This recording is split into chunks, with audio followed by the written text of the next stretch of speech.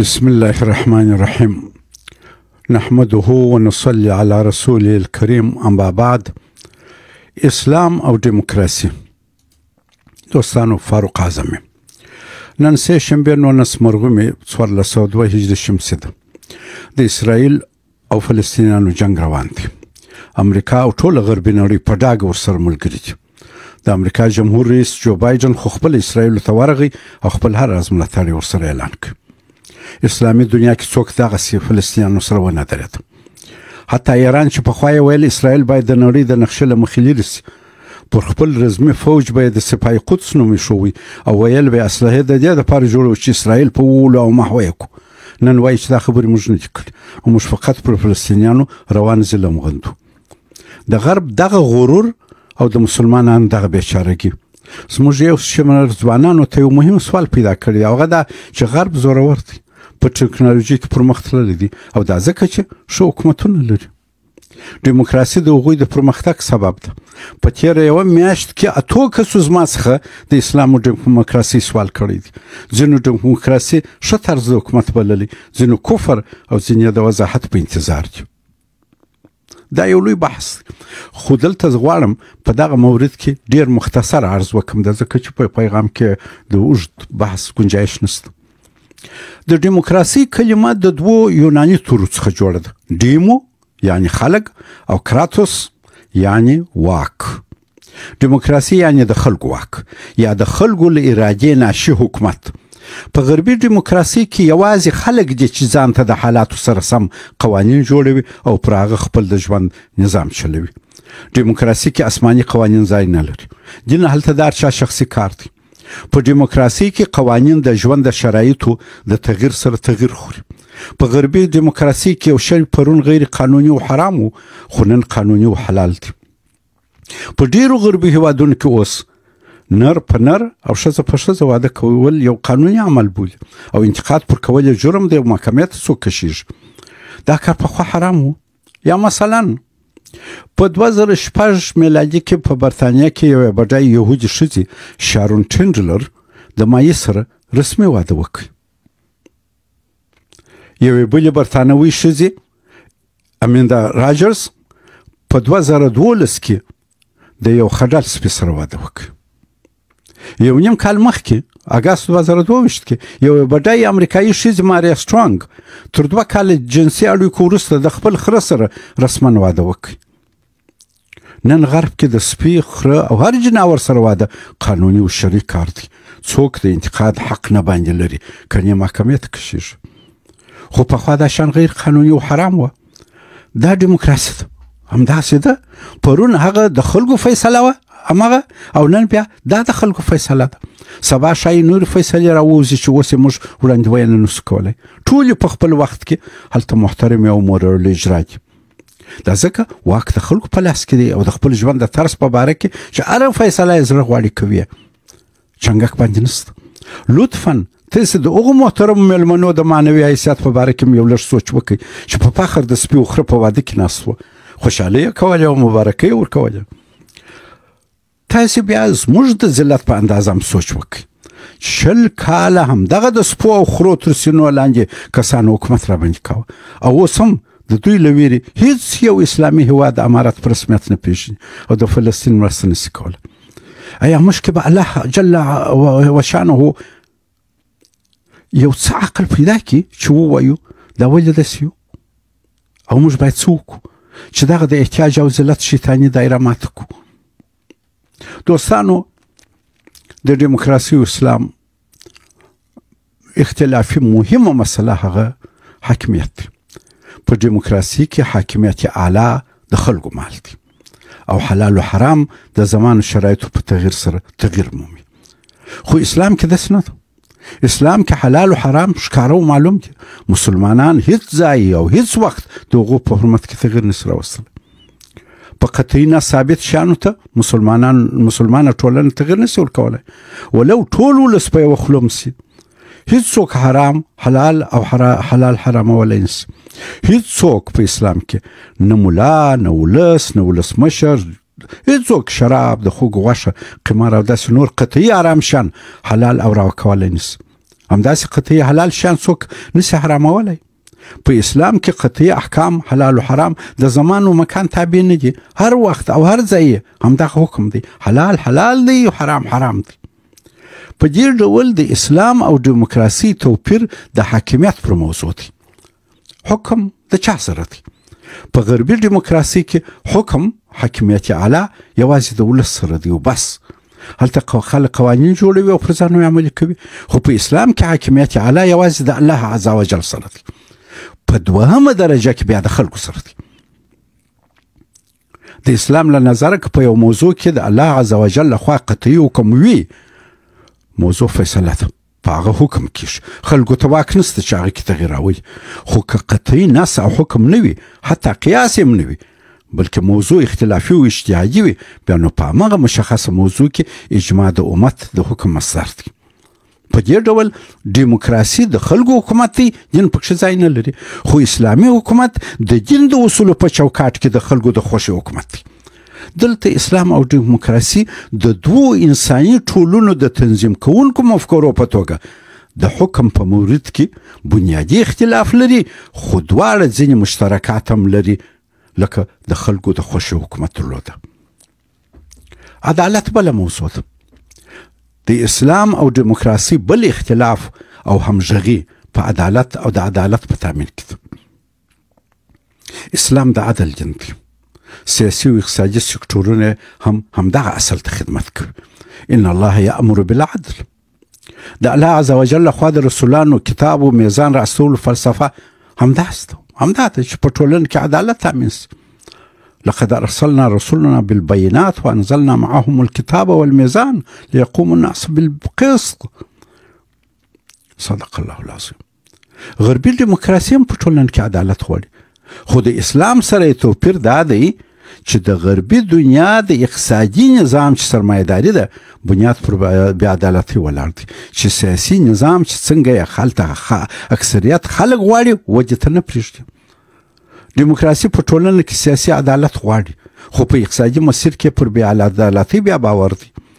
په دیموکراسي کې رفاه عامه مطرح ده چې سرمایه‌داري نظام ورسره دلچسپي نه لري. په دیموکراسي کې ټول خلک مساوي حیثیت او حقوق لري او په ټولنه کې د دوی د اکثریت فیصله معتبره او مورل اجرا ده. خو سرمایه‌داري نظام چې په غرب کې حکومتونه په لاس کې دي، له کارګرو کارفرما جوړ دي. دلته ټول خلک مساوي حیثیت او اختیار نه لري. اصلي فیصله د سرمایه‌دار په لاس کې ده. سرمایه‌دار او کارګرانو ته د دوی د کار وخت او د حق زامیه حتی تعینوي. دا سرمایه‌دار دی چې د عدالت خلاف کارګر ته د هغه تر حق کمه مزدوري ورکوي. د کار د اندازې او د هغه په مقابل کې د مزد تفاوت یا ارزش اضافي سرمایه‌دار ځان ته اخلي. سرمایه‌دار د کارګر له موټو ډېرې ګټي خو لږ مزدوري ورکوي. په حقیقت کې سرمایه‌دار د غریبو کارګرانو له کورو څخه خپل کور ته د پیسو د انتقال پایپلونه کش کړي دي.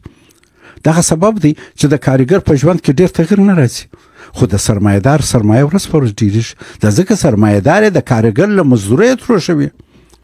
څرنګه چې په غرب کې اقتصاد پر سیاست حکومت کوي، نو ځکه اوس دیموکراسي د سرمایه‌داري نظام په خدمت کې ده او له هغه اعتباره لوېدلې ده، کوم چې خلک یې په تمه وو. په اسلام کې دا موضوع تقریبا سرچپه ده. دلته په فلسفي لحاظ اقتصاد د سیاسي او ټولنیز ثبات وسیله ده. زکات د امنیت لپاره دی. دوستانو، د غرب په سرمایه‌داري نظام کې آزاد بازار مطرح دی. دا یو میکانیزم دی چې نن ورځ عملاً هلته د حکومتو لخوا د قانوني مقرراتو له لارې تنظیمیږي. څرنګه چې هلته حکومتونه د سرمایه‌دار په لاس کې دي، مقررات هم دوی جوړوي. نو غربي ټولنه او سیاسي نظام چې دیموکراسي ده تر ډېره حده د سرمایه‌داري تر سیوري لاندې حرکت کوي. سرمایه‌داري نظام د ټولنې اقتصاد ته د عدالت په بیه وده ورکوي. په دې ډول غربي ټولنه د عدالت په نوم د بې عدالتۍ پر اوږو روانه ده. د آزاد بازار اقتصاد د اقتصادي منابع په پیدا کولو او د هغو په توجیه او تنظیم او وده کې مؤثر دی بدون شک، خو د ټولنې د وسیع اکثریت روحي هوسایي، کورني آرام ژوند، د چاپېریال ساتنې، ټولنیز مساوات او د غریب د ژوند د زار حالت سره دلچسپي بیا نه لري. کله چې یو حکومت ونه توانیږي چې د اکثریت خلکو ورپېښ مشکلاتو ته د حل لار پیدا کړي، دیموکراسي خپل مشروعیت له لاسه ورکوي. دلته د خلکو اعتماد او باور پر حکومت کمیږي او هرې خواته د سیاسي فرار لار ګوري. سرمایه‌داري نظام دا وخت خپل بقا لپاره پر نورو هیوادونو حمله کوي چې هم د ولس توجه له خپلو مشکلاتو اخواته واړوي، د هغوی اني نارضایتي لرې کړي او هم د هغو هیوادو سرمایه او منابع دلته راوړي او ځان په قوي کړي. د غرب برخلاف په اسلام کې دا کوشش کیږي سرمایه دار ظالم او محتکر نسی. کی لا یکون دولت بین اغنیاء منکم. په اسلام کې د اقتصاد تمویلي سکتور باید د ټولنې د افرادو ضرورتونه داسې رافع کړي چې د نظام پر سیاسي چوکاټ د خلکو اعتماد ډېر شي. دوستانو، دیموکراسي وایي چې د ټولنې هر فرد به په هغو ټولو تصامیمو کې په مساوي حیثیت او توان برخه لري کوم چې د پر ژوند اثر لري. خو سرمایه‌داري نظام د شخصي منفعت پر بنیاد د یو شمېر خاصو اشخاصو لخوا د ټولنې د فرصتونو استغلال او تصاحب دی. یا په بل عبارت سرمایه‌داري د سرمایه‌دار حکومت دی چې پر یو شمېر انساني ارزښتونه یې کوي.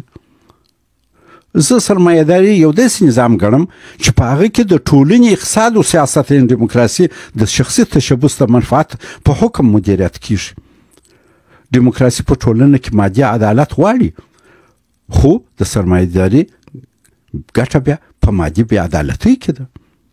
په غرب کې دیموکراسي او سرمایه‌داري دواړه یو ځای پر دغسې یو ناملایمه لار سره روان دي.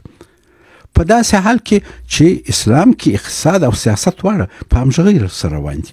بل تفاوت دا دی چې غرب کې خلک د ټولو ناخوالو سره د خپل ژوند د سمون تلاش کوي، خو برعکس مسلمانان د خپل زرین تاریخ په زانګو کې د غرب د شیدو په تمه بیده پراته دي. دوی ته باید ډوډۍ، تلیفون، موټر، الوتکه او د ژوند ډېر نور ضروري شیان کافر غرب ورته برابر کړي، ورته راوایستی او په جوشه کې ورکړي. بل خبره د دیموکراسي او د اسلام پر استبداد، د استبداد او ظلم پر ضد مبارزات.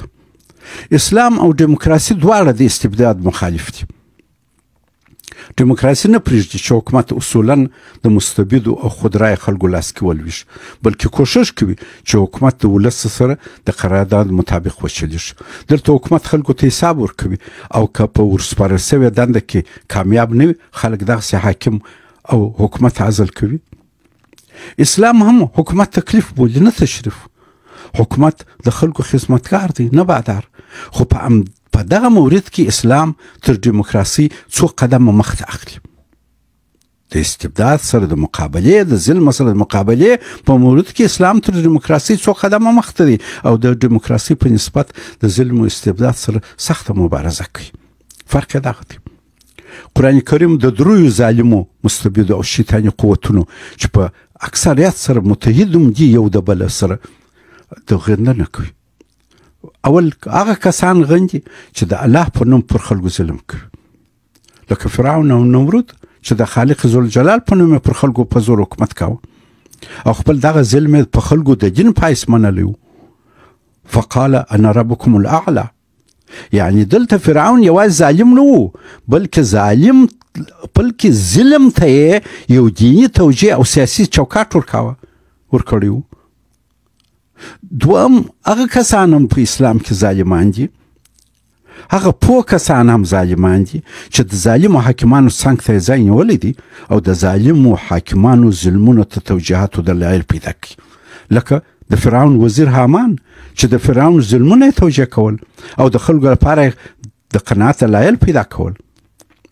دریم اسلام هغه سرمایه‌داران هم ظالمان بولي چې د ظالم حکومت سره په همکارۍ د ولس د وینو په زبېښلو خپله سرمایه ډېروي، لکه قارون. دا درې سره ډلې ظالمان دي او اکثر سره متحد هم دي، لکه د موسی علیه السلام په مقابل کې چې متحد و. قارون د موسی علیه السلام خپل و، خو مادي منافعو د ظالم فرعون ملګری کړي و. الله جل شانه یوازې ظالمان په سزا نه رسوي. د دیموکراسي سیده هم فرق دی.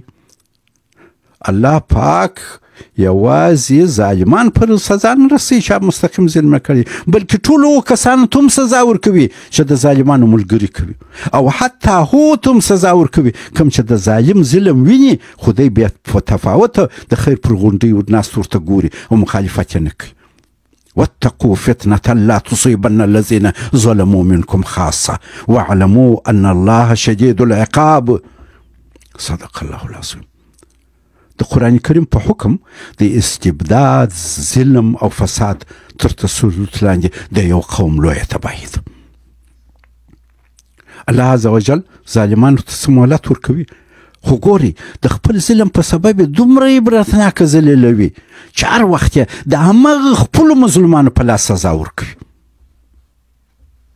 مثالونه یې لږ نه دي. د دې دپاره چې د ظلم مخ ونیول سي، قرآن کریم مسلمانانو ته په کارونو کې په مشوره امر کوي، او پیغمبر صلی الله علیه وسلم ته فرمایي چې دین، او زموږ پیغمبر صلی الله علیه وسلم فرمایي چې دین نصیحت دی، الدین نصیحه. خلق ورته لمن یا رسول الله؟ قال لله ولكتابه ولرسوله ولأئمة المسلمين وعامتهم. په اسلام کې خلیفه د خلکو نماینده او خدمتګار دی، نه ظالم و جبار. خلیفه معصوم نه دی، کېدای شي غلطي وکړي، نو ځکه ملت حق لري چې مشوره ورکړي او لار وروښي. ابوبکر رضی الله عنه ځکه د خلیفه په توګه تر غوراوي وروسته په لومړۍ خطبه کې وویل زه تر تاسو ښه نه یم، خو تاسې غوره کړم، که پر سمه لار روان وم ملاتړ مې وکړئ، او که کوږ شوم اطاعت مې مه کوئ او سم مې کوئ. حضرت عمر صاحب هم د خلیفه په توګه تر غوراوي وروسته په لومړۍ خطبه کې خلکو ته هم دا خبره وکړه که هر څوک په ما کې غلطي وویني هغه باید ما سم کړي. دا د خلکو حق دی چې د خلیفه څخه د کار حساب وغواړي، لار ورته وښي، او که یې په دنده کې بریالی نه ګاڼه عزل یې کړي. افضل او اکبر جهاد ظالم ته د حق مشوره ده، د حق خبره ده، او د خواخوږۍ نصیحت دی. د حق خبره د خارجي تجاوز تر دفاع ډیره مهمه ده، نو ځکه افضل او اکبر بلل شوی دی. ظلم، د ظلم ملګرتیا، د ظلم تحمل خارجي تجاوز ته لار هواروي. دوستانو، اوس چې مو د ډیموکراسۍ او اسلام په باره کې څه وویل، دې نتیجې ته رسېږو چې په اسلامي نظام کې ولس د غربي ډیموکراسۍ په نسبت ارامه او له عدالته برخوردار دی. خو د مسلمانانو مشکل دا دی چې د خپل دغه ښه نظام ته کار نه دی کړی. په ټوله اسلامي دنیا کې یو داسې هېواد نشته چې څوک ووایي دغه نو واقعي اسلامي نظام لري. له نیکه مرغه موږ افغانان اوس د اسلامي نظام د اساسي خطونو د ترسره کولو یو ښه طلایي فرصت لرو. یو طلایي فرصت راته میسر دی. په کار دی چې علما کرام راوړاندې سي، د خپل سلف صالح پر ارشاداتو او لیکونو یو وار بیا پرونو سترګو مرور وکړي، د هغوی تعلیمات را تازه او د عصر د تقاضا سره همغږي کړي. څرنګه چې موږ انسانان که ځینې تفاوتونه سره لرو، نو ځینې مشترکات هم لرو. که ضرورت سي موږ کولی سو د خپل سیاسي او اقتصادي نظام د چوکاټ په جوړېدو کې د اسلامي اصول په رعایت سره د نورو له تجربو استفاده وکړو. دا ځکه نورو په ځینو مواردو کې تر موږ ډېر کار کړی دی. له نورو مشروع استفاده زموږ سلف صالح کړې ده. مسلمانانو ته دا حق شرعا حاصل دی چې له نورو یې زده کړي او د خپلو شرایطو سره د ځان او ټولنې په خدمت کې وکاروي. ان حضرت صلی الله علیه وسلم د بدر د جنگ هغو مشرک بندیانو ته چې لیک لوست یې زده وویله چې که تاسې موږ ماشومانو ته لیک لوست ور زده کړئ آزاد یاست. همداراز یې د احزاب په جنگ کې د خندق په کیندلو کې د فارس له تجربو ګټه واخیسته. مدینه کې یو انصاري ځوان معذب کړي چې عبرت زده کړي. زموږ متقدمینو علمای کرامو د یونان فلسفې کلامي او حرفوي کسبي کتابونه ترجمه کړه، پر هغو یې نقد وکړي او هغه څه چې د دوی په درد خوړل کار یې ځینې واخیستی. دا ټول هغه څه دي چې مسلمان په جایزو کارونو کې د نورو له علم او تجربو ګټه اخیستی سي. البته حلال نه سي حرام حرامولی یا نه حرام حلالولی سي، خو په جایزو او اجتهادي کارونو کې لاس خلاص دی چې د نورو له تجربو څخه د خپلو شرایطو مطابق ګټه واخلي. دوستانو، اسلام د ډیموکراسۍ په نسبت ډېر ګټور نظام دی، خو کار راڅخه غواړي. موږ باید د خپل اسلامي ټولنې د رفاه او پرمختګ لپاره له هرې مشروعي وسیلې کار واخلو او د علم و پوهې دروازې هر چیرې چې وي د ځان او بچیانو پر مخ خلاصې کړو. زموږ ثبات، قوت، پرمختګ او عزت په علم کې دی. او بس. والسلام علیکم ورحمة الله وبرکاته. دومه برخه نحمده ونصلي على رسوله الكريم اما بعد. اسلام او دیموکراسي دویمه برخه. دوستانو، فاروق اعظم یم. موږ په تیر پیغام کې د اسلام او دیموکراسي پر توپیرونو مختصر بحث وکړ او دا خبره متوضح کړه چې اسلام او دیموکراسي هم اختلاف لري او هم ځینو ځایونو کې همغږي. دا ځکه دواړه نظامونه د انسانانو سره سروکار لري او انسانان هم اختلاف لري او مشترکات. زما دغه پیغام ډېر خلک وهڅول چې تماس را سره ونیسي چې دغسې مسایل د وخت ضرورت دی او خواهش یې کړی دی نور توضیحات هم ورکړم. خو دغسې فلسفي او تمدني مسایل په کوچنیو پیغامونو کې نشي توضیح کېدی، مګر د دوستانو د احترام په خاطر ډېر مختصر درته یو څو خبرې عرض کوم. د اسلام او دیموکراسي بحث د شوروي امپراتورۍ تر سقوط وروسته جدي راپورته سو. په دغه سقوط کې د افغان مجاهد ولس لوی کردار و چې نړۍ له یوې شریرې امپراتورۍ خلاصه کړه. خو څرنګه چې مسلمانان په فکري، مدیریتي او ټکنالوژي لحاظ ډېر کمزور و او هم د افغان جهاد مشران ونه کړی سو چې د جهاد ثمره وساتي، نو د دې پر ځای چې د شوروي له جوغه آزاد سوي هیوادونه اسلام خپل کړي، دیموکراسي ته مخ کړي.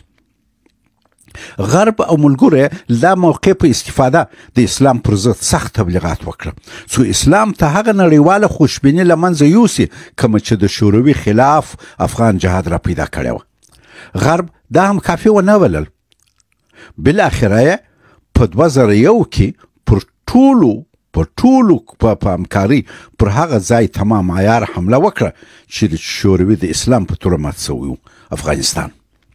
پر افغانستان د حملې ډېر وخت لا نه و تېر چې پر عراق حمله وکړه او د امریکا د هغه وخت د وزیر دفاع ډانلډ رمزفیلډ په قول موږ په 80 اسلامي هیوادو کې په بن لادن پسې ځو، یعنې ټول په نقشه کې وچورسي.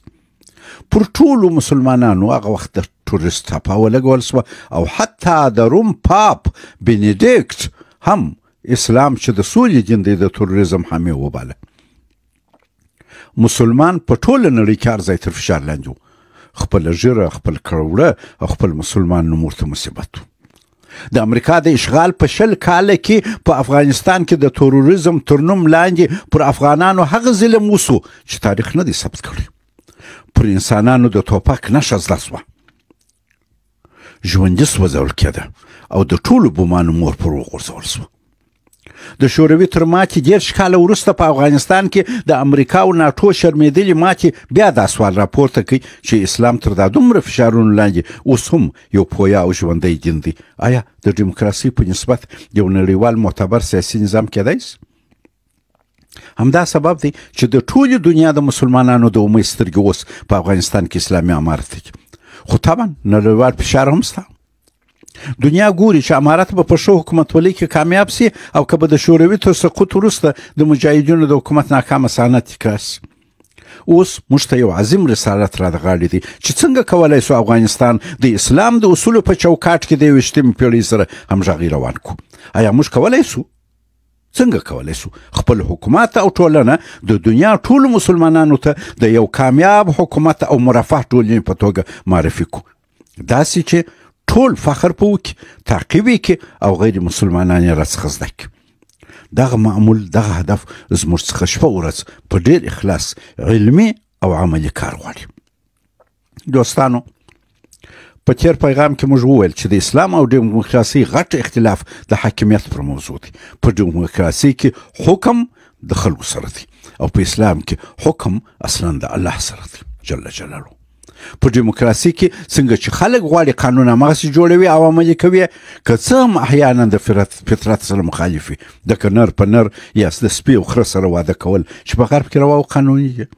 خو په اسلامي ټولنه کې هیڅ داسې قانون نشي جوړېدلی چې د اسلام د قطعي احکامو خلاف وي.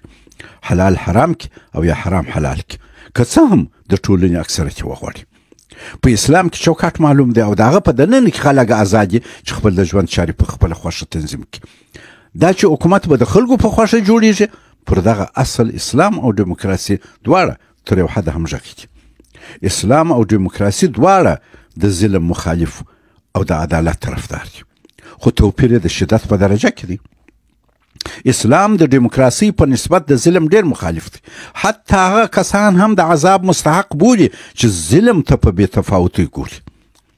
د عدالت په مورد کې هم ویلی سو چې د اسلامي نظام برخلاف په غرب کې ډیموکراسي د سرمایه‌داري نظام د بې عدالتۍ په زنځیرونو تړلې ده. په اسلام کې د دنیا او مافیها ټول د الله ملک مال دي او موږ ټول د هغه یو. لله ما فی السماوات و ما فی الارض. صدق الله العظیم. خو د دې سره موږ هر یو خپل کور، ځمکه، باغ او جایداد لرو او ځانونه مالک بولو. موږ اختیار لرو چې په هغه کې مالکانه تصرف وکړو، آباد او خراب یې کړو، حتی خرڅ یې کړو. سره له دې چې د ټولو اصلي مالک الله جل شانه دی، خو موږ ځان مالکان بولو او نور انسانان نه پرېږدو چې زموږ له خوښۍ پرته زموږ په کور کې تصرف وکړي، زموږ په جایداد کې. د کور د نن اداره او تنظیم هم زموږ کار دی. وطن هم داسې دی.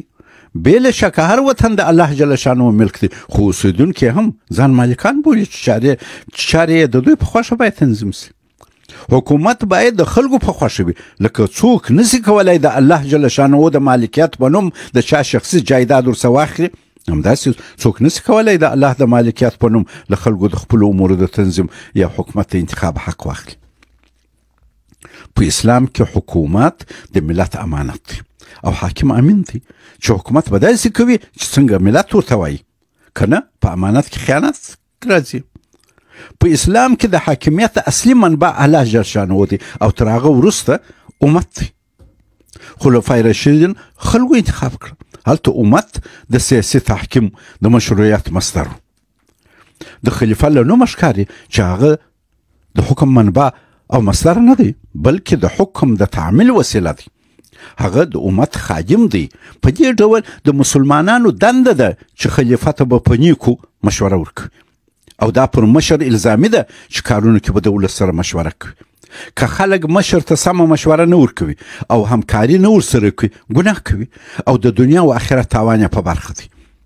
او که مشر د ولس په خوښه او مشوره کار نه کوي، د مسلمانانو حق دی چې پوه یې کړي، عذر ورته وکړي، اخطار ورکړي او داسې میکانیزم وي چې که لازمه سي لرې کړي. سره له دې چې اسلام کې حکومت متمرکز او خلیفه د ډېر صلاحیت څښتن دی، خو خلیفه او حکومت یې لومړی الله جل شانو او بیا ملت ته سي حساب دی چې د غرب تر ډیموکراسي ډېر د خلکو په ګټه دی. دا ځکه ډیموکراسي محدوده ده او هغه کې د الله ویره او د اخلاقي ذمهواري نشته. په اسلام کې د حکومت د شکل او د هغه د اجرایوي مسیر په باره کې صریح آیات او حدیث نشته. الله جل شانه او د هغه رسول صلی الله علیه وسلم دغه مهم کار مسلمانانو ته پرېښی دي چې د خپلو حالاتو او شرایطو سره سم رسیدګي ورته وکړي. البته اساسي خطونه ورته ترسیم کړي دي چې د هغه په چوکاټ کې به دا کار کوي. دا د خلکو کار دی چې د اسلام په عمومي چوکاټ کې څنګه خپل د ژوند د مسیر د ښه تنظیم په منظور حکومت جوړوي او څنګه بیا چلوي. د اسلامي ټولنې د تنظیم اساسي او طبیعي کرښې لکه حلال او حرام او مؤمن به شان اسلام ځکه توضیح کړي او لاس وهلې پکښې منع کړي دي چې اسینه خلک د اکثریت غوښتنې په نوم د یو شمېر خلکو طبیعي حقوق پایماله کړي او ټولنه اخلاقي انحطاط ته بوځي. دلته اسلام د ډیموکراسي سره توپیر لري. هغه دا چې ډیموکراسي د اکثریت حکومت دی، خو اسلام یو داسې قانونمند حکومت ایجابي وي چې یو شمېر مقررات ور د مخه باید تدوین وي چې د اکثریت په نوم د ډیکتاتورۍ، خودکامګۍ او د غیر طبیعي مسیر د تعقیب مخې نیولی وي. مثلا په غرب کې سرمایه‌داري نظام نه غواړي کورنۍ جوړه سي، اولادونه وزیږي او مور و پلار د اولاد پر روزنه او پالنه مصروف سي. ښځه چې فابریکه یا دفتر کې کار کوي او اولاد یې په نسي درنه سي، مزاج یې بدل سي، استراحت ته ضرورت لري، هغسې کار نسي کولی لکه مجرد نجلۍ چې اولاد یې وزیږي بیا د هغه سره نور هم مصروفه سي او کارفرما مجبور دی یو کال پر کور معاش ورکړي. پلار هم ځینې وختونه د اولاد په ناروغۍ، د کور په کارو، په نورو ضروري شیانو مصروف وي.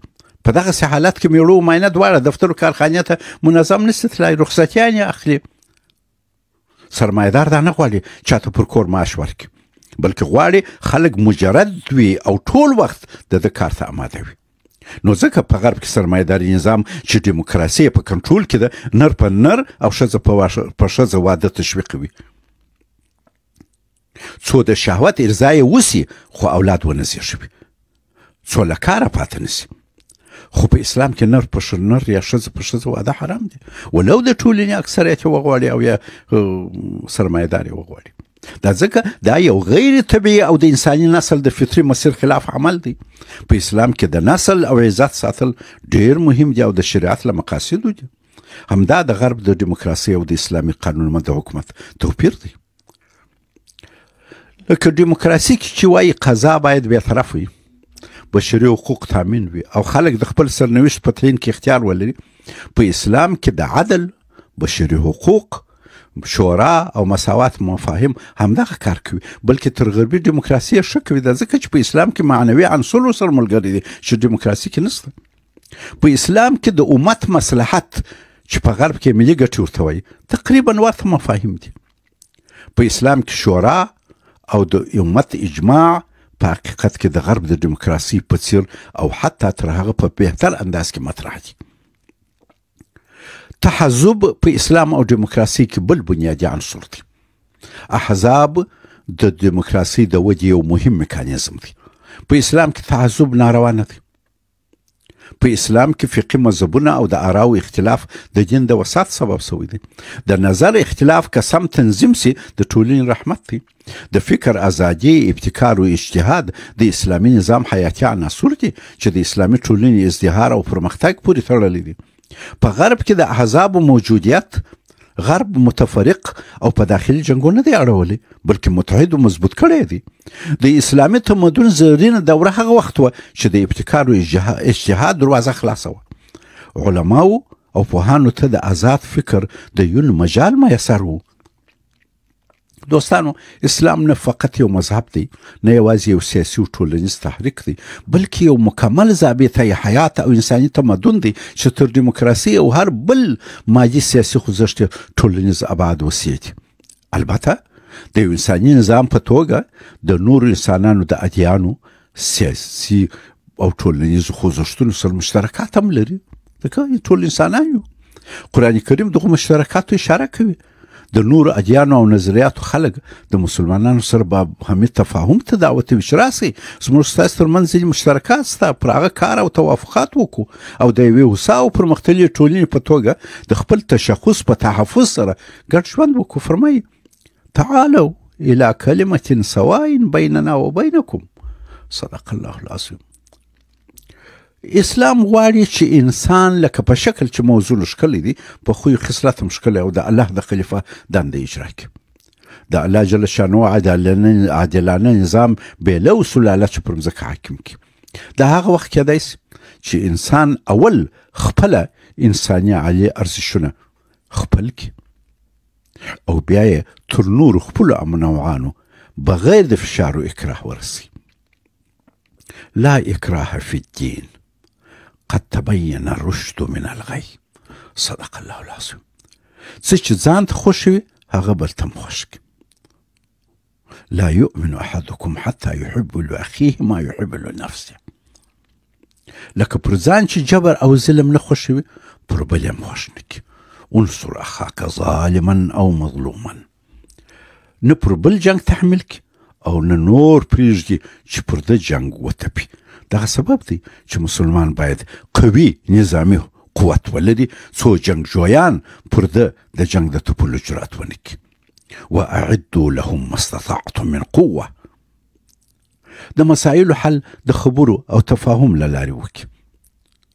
ګورې که خدای جل شانو غوښتلی ټوله دنیا به مسلمان وای، خو الهي حکمت په دغه کې دی چې انسان ته یې د سمې او کږې لارې د تعقیب اختیار ورکړی دی. جزا او سزا، حساب و کتاب، جنت و دوزخ د انسان د همدغه خود مختارۍ له امله دی. ولو شاء ربک لآمن من فی الارض كلهم جميعا افانت تکره الناس حتى يكونوا مؤمنين. ولو شاء ربك لجعل الناس أمة واحدة ولا يزالون مختلفين. اسلام انسان ته د مځکې د آبادولو توان اختیار قایل دی. هو انشأكم من الارض واستعمركم فيها. مسلمان د اسلام د اصولو په چوکاټ کې د خپل ژوند په ډېرو چارو کې خودمختاره دی. یو د نورو ډېرو خودمختاریو څخه د ټولنې د مشر حکومت د انتخاب موضوع ده چې مسلمانان د خپل زمان او مکان د شرایطو سره سم رسیدګي ورته وکړي. د اسلام برخلاف دیموکراسي د اخلاق، انساني اقدارو او د ټولنې د معنوي ارزښتونو سره سروکار نه لري. اسلام جامع دین دی او د دیموکراسي د فعالیت ساحه محدوده ده او یوازې د انساني ټولنې مادي اړخ ته متوجه دی. په دې ډول دیموکراسي تر یو حده په اسلام کې شامله ده، خو اسلام د خپل جامعوالي په سبب په دیموکراسي کې شامل نه دی. دوستانو، غرب کې دیموکراسي ته ډېر کار شوی دی. که مسلمانانو اسلامي نظام ته د غرب په 10 یا 10 کار کړی وای، حتی په 100، اوس به یې دومره بېوسه، خوار او حقیر ژوند و. که څه هم د قرآن کریم او سنت رسول الله په تعقیب راشد خلیفګانو د اسلامي نظام بنیادونه او تقویه ته جدي توجه وکړه. مثلا د خلیفه غوراوی، بیعت او شورا هغه وخت جدي مطرح وه، خو دغه دوران ډېر دوام ونه کړ او د خلافت په نوم ملکیت پر ولس حاکم کړل شو. ټول خانداني میراثي نظامونه وه چې په هغه کې د امت لخوا د خلیفه غوراوی مطرح نه و. بیعت او شورا هم هسې په نوم او د خلکو د خطا ایستو دپاره وه. د امویانو او عباسیانو په وخت کې د عباداتو په هره برخه کې ښه ډېر کتابونه ولیکل شو، خو د امت د سیاسي نظام په برخه کې تر 400 کاله پورې چې ماوردي یو کتاب احکام سلطانیه لیکي، تر هغه وخته پورې د حاکمانو سره د نه ټکر په خاطر چا د یو جامع اظهار نظر ونه کړي، جرأت یې ونه کړي. دا ځکه حاکمانو نه غوښتل چې د حکومت په باره کې خلک فکر وکړي او مغزني څېړنې وکړي. حتی ابوالحسن علي ماوردي هم د حاکم نظام لپاره د هغه حکومت د څنګهوالو څنګه ښه حکومت وسي د هغه باندې ولیکل وکړه، لیکن د خلیفه پر غوراوي او د نظام پر څرنګوالي هغه په شمول هیچ چا دا جرأت ونه کړي چې د نظام په باره کې فکر وکړي، د مشر په باره کې وکړي، د حکومت د منځته راتلو په باره کې وکړي. تر اوسه د اسلام دا ډېره مهمه او حیاتي ساحه د مغزن کار منتظره ده. والسلام علیکم ورحمة الله وبرکاته.